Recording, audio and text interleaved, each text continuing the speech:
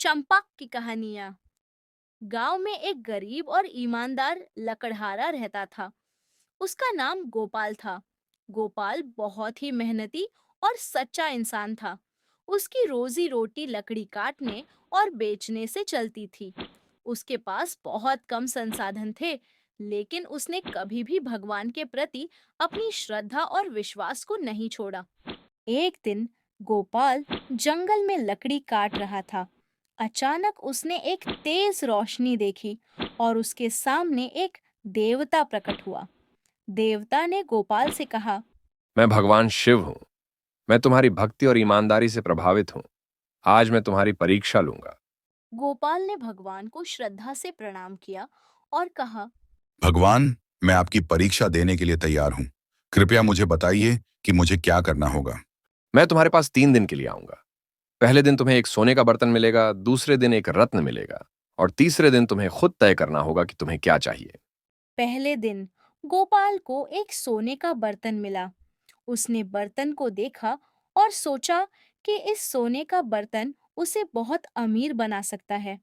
लेकिन उसने सोचा, मैं इस बर्तन को बेचकर अपने गांव के गरीबों की मदद करूंगा। उसने बर्तन को बेचकर प्राप्त धन से गांव के गरीबों की मदद की।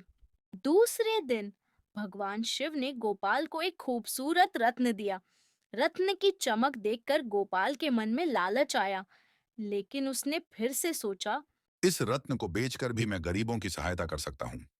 उसने रत्न को बेच दिया और प्राप्त धन से गांव में एक कुआं बनवाया, जिससे गांव के लोगों को पानी की समस्या से निजात मिली।